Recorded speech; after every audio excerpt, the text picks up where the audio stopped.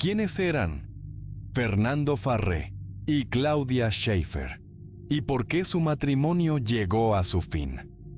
En 2015, Fernando Farré tenía 52 años y contaba con una extensa trayectoria empresarial. Era licenciado en Administración de Empresas y había ocupado cargos directivos en compañías internacionales como Avon, L'Oréal y Coty, principalmente dentro de las áreas de marketing y cosmética. Durante años se había movido en ambientes corporativos de alto nivel y había construido una imagen profesional asociada al éxito económico. Su esposa, Claudia Schiffer, tenía 44 años. También desarrollaba una carrera profesional y trabajaba para la empresa vitivinícola Salentain. El matrimonio tenía 3 hijos, que en 2015 tenían 8, 11 y 13 años. Durante años la familia había vivido en un departamento de la ciudad de Buenos Aires y utilizaba además una casa alquilada en Martindale, un exclusivo barrio privado situado en Pilar, provincia de Buenos Aires. Desde el exterior podían parecer una familia acomodada. Dentro de la pareja, sin embargo, existían problemas mucho más graves. Según la denuncia que Claudia presentó posteriormente ante la Oficina de Violencia Doméstica de la Corte Suprema, había sufrido episodios de violencia durante años. Relató agresiones físicas, amenazas, control y situaciones de hostigamiento dentro del matrimonio. Uno de los últimos episodios ocurrió el 2 de agosto de 2015. Al día siguiente, el 3 de agosto, Claudia acudió a la Oficina de Violencia Doméstica y formalizó una denuncia. Allí describió, entre otras situaciones, que Fernando la había agarrado del cabello, la había arrojado sobre un sillón y había utilizado una rodilla para mantenerla inmovilizada. Para entonces, Claudia ya había tomado una decisión. Quería terminar definitivamente el matrimonio. La separación abrió inmediatamente otro conflicto. Había que resolver dónde vivirían, qué ocurriría con los bienes familiares y cómo se organizaría la situación de los hijos. Fernando había dejado el departamento familiar de Buenos Aires. Claudia permaneció allí con los 3 niños, mientras él se instaló en la casa de Martindale. La división patrimonial comenzó a convertirse en una fuente constante de enfrentamientos. Había vehículos, muebles, objetos personales y otras propiedades que debían distribuirse. Los dos comenzaron a tratar esos asuntos mediante abogados para evitar enfrentamientos directos. Claudia también buscó asesoramiento especializado por la violencia que afirmaba haber sufrido. Un abogado que la atendió posteriormente explicó que ella le había hablado de numerosas agresiones anteriores y del miedo que sentía frente a su marido. A mediados de agosto, el matrimonio ya estaba separado de hecho. Faltaban, sin embargo, muchas cuestiones por resolver. Entre ellas estaban las pertenencias personales de Claudia, que todavía permanecían dentro de la casa de Martindale. Por eso se acordó una reunión. La idea era sencilla. Claudia iría al barrio privado acompañada por su abogado, recogería ropa y otros objetos que todavía estaban allí, y continuaría negociando la separación por las vías legales. Fernando también estaría acompañado por asistencia jurídica. No debía ser un encuentro privado entre ambos. Había terceros presentes precisamente porque la relación estaba completamente deteriorada. La fecha fijada fue el viernes 21 de agosto de 2015. Aquella mañana, Claudia se dirigió hasta Pilar. Sus 3 hijos no estaban con ella.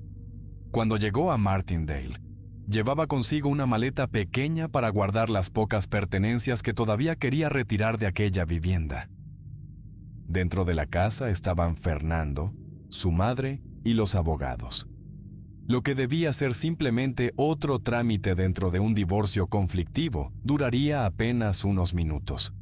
Claudia entraría en aquella casa para recoger sus cosas, pero nunca volvería a salir con vida. El crimen dentro del country Martindale. El 21 de agosto de 2015, Claudia Schiffer llegó a la casa del barrio privado Martindale, acompañada por su abogado, Carlos Quirno. Fernando Farré se encontraba en la vivienda junto a su madre y a una abogada que lo asistía en las negociaciones de la separación. La reunión comenzó sin que nadie imaginara que terminaría en un homicidio. Claudia tenía que recoger algunas prendas y pertenencias personales. En determinado momento se dirigió hacia el vestidor del dormitorio principal para buscar sus cosas. Fernando fue detrás de ella. Antes había tomado 2 cuchillos de cocina. Entró en el vestidor y cerró la puerta con llave. Los abogados y la madre de Fernando permanecieron fuera. Entonces comenzaron a escuchar gritos. Claudia pedía ayuda. Carlos Quirno corrió hasta la puerta y le intentó abrirla. Empujó y forcejeó con tanta intensidad que terminó arrancando el picaporte, pero no consiguió entrar. La madre de Fernando también reaccionó desesperadamente. Desde el exterior gritaba a su hijo para que se detuviera.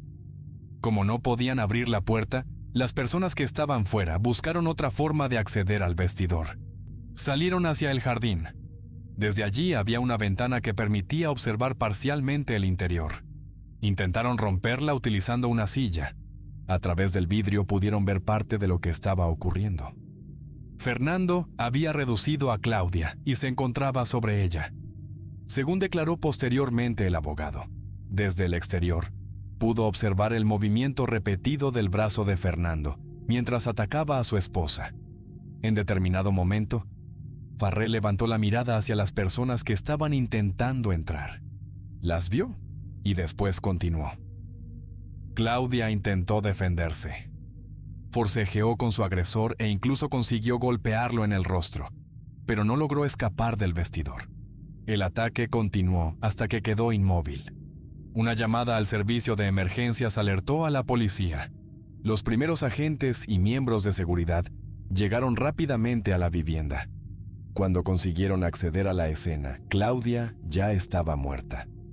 Fernando permanecía dentro de la casa. No había conseguido abandonar Martindale, ni existía ya ninguna posibilidad de ocultar lo que acababa de ocurrir. Varias personas habían escuchado el ataque y algunas habían conseguido observarlo desde el exterior. Los policías lo detuvieron allí mismo. Su ropa y su cuerpo estaban manchados de sangre. Los 2 cuchillos utilizados fueron encontrados en la escena y quedaron bajo custodia policial como evidencia. Los investigadores cerraron el lugar para que los especialistas pudieran comenzar las pericias. El cuerpo de Claudia permanecía en el vestidor. La reunión que debía servir para retirar algunas pertenencias había terminado convirtiéndose en una escena de homicidio. El caso pasó inmediatamente a manos de la fiscal Carolina Carballido Calatayud, especializada en investigaciones relacionadas con violencia de género. Fernando quedó detenido. En aquellas primeras horas todavía era necesario determinar jurídicamente cómo debía calificarse el crimen y establecer con precisión la mecánica del ataque. La respuesta comenzaría a aparecer con la autopsia. Los médicos forenses tendrían que examinar cada lesión del cuerpo de Claudia. También estudiarían las heridas que presentaba Fernando. El resultado mostraría que Claudia había luchado por sobrevivir y revelaría además una violencia mucho mayor de la que quienes estaban fuera del vestidor habían podido observar. La investigación y la tentativa de explicar el crimen. La autopsia de Claudia Schiffer permitió reconstruir con precisión gran parte de la violencia sufrida dentro del vestidor. Los médicos forenses contabilizaron 74 lesiones cortantes y punzantes en total. Sin embargo, eso no significa que recibiera exactamente 74 puñaladas independientes. Los especialistas determinaron posteriormente que 66 de aquellas lesiones correspondían a heridas producidas por los cuchillos, mientras que otras estaban relacionadas con golpes o con los movimientos que realizó para defenderse. Las manos de Claudia presentaban lesiones defensivas. Había intentado bloquear el arma y apartar a Fernando. El análisis del cuerpo mostró también un golpe en uno de sus ojos. Según el médico forense, aquel impacto había sido recibido cuando todavía estaba viva y había contribuido a reducir su capacidad de resistencia. La lesión mortal estaba en el cuello. El corte afectó una parte extensa de esa zona y provocó finalmente su muerte.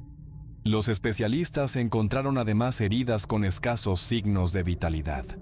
Eso indicaba que algunos ataques se habían producido cuando Claudia estaba agonizando o incluso cuando ya había muerto. Uno de los cuchillos quedó con la punta deformada debido a la intensidad con que había sido utilizado. Fernando también presentaba lesiones. Los peritos consideraron que varias eran compatibles con el intento de Claudia por defenderse durante el forcejeo. La investigación reunió además los relatos de quienes se encontraban en la vivienda. Los testimonios de los abogados resultaron especialmente importantes porque permitían reconstruir prácticamente minuto a minuto lo ocurrido antes y durante el ataque.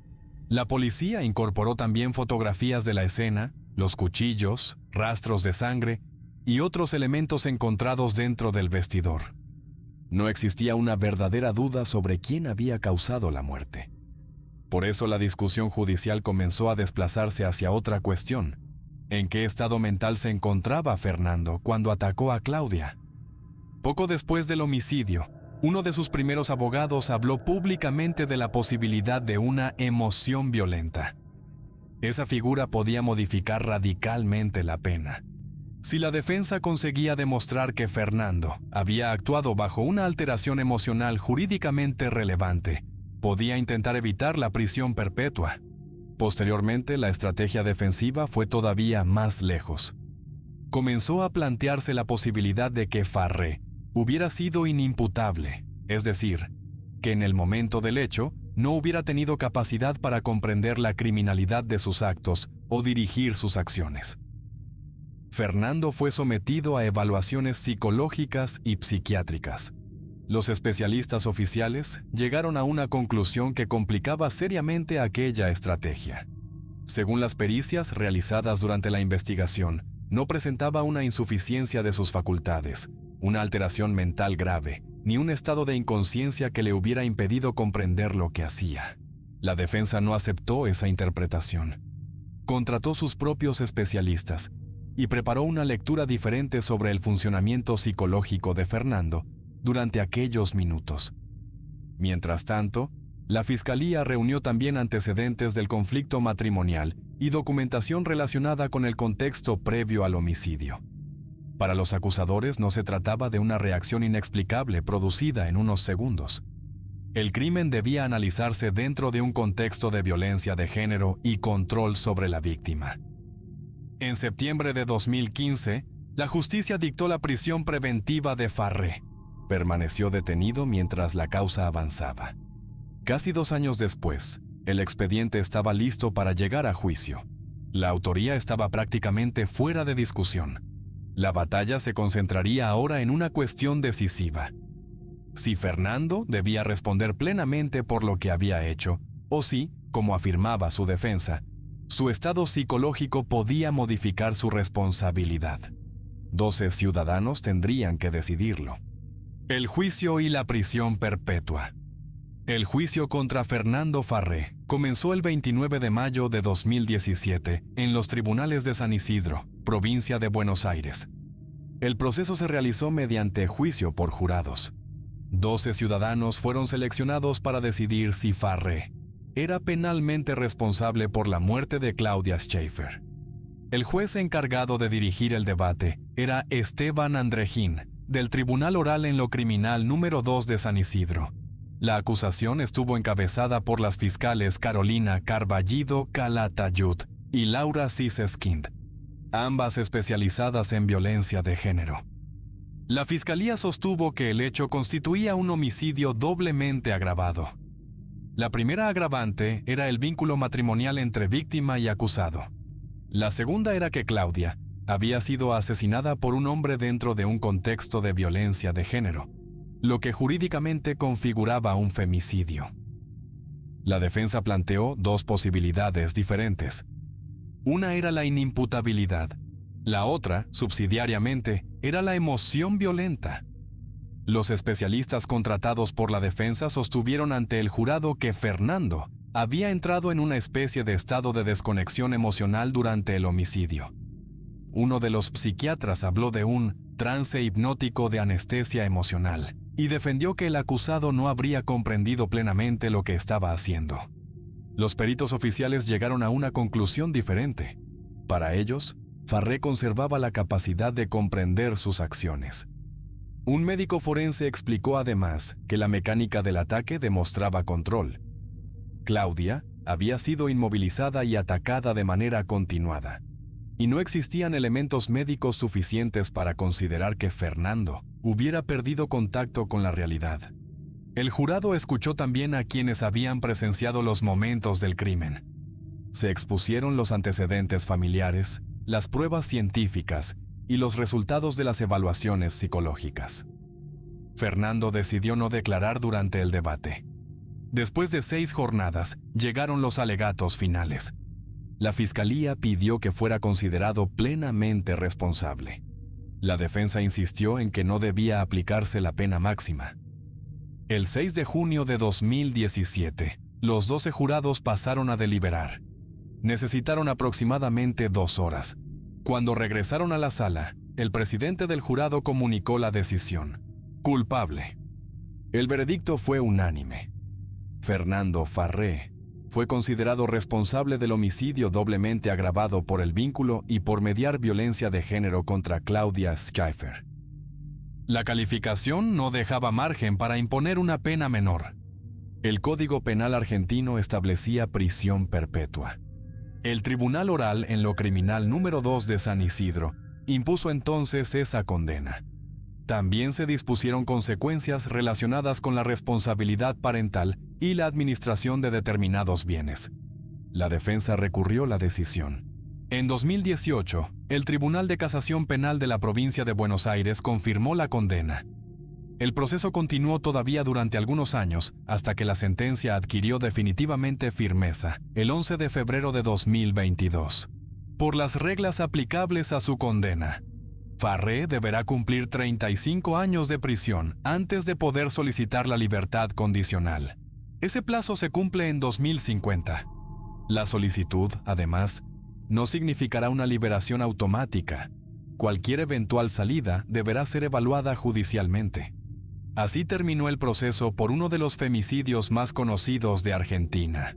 La defensa intentó demostrar que Fernando había perdido el control de sus facultades durante el homicidio. 12 ciudadanos rechazaron esa explicación. Para el jurado, comprendía lo que estaba haciendo, y la respuesta judicial fue la pena máxima prevista para el delito: prisión perpetua por el femicidio de Claudia Schiffer. Espero que esta historia les haya gustado. Es un placer para mí compartir esos relatos con ustedes. Comparte este video con otras personas para que sigamos creciendo y más relatos lleguen a más gente. Escríbeme sus experiencias y sus opiniones en los comentarios. Eso me ayuda a seguir mejorando. Si el video les gustó, por favor, no duden en escribirse y darle me gusta. Muchas gracias y un saludo nada cordiales a todos. Nos vemos hasta la próxima.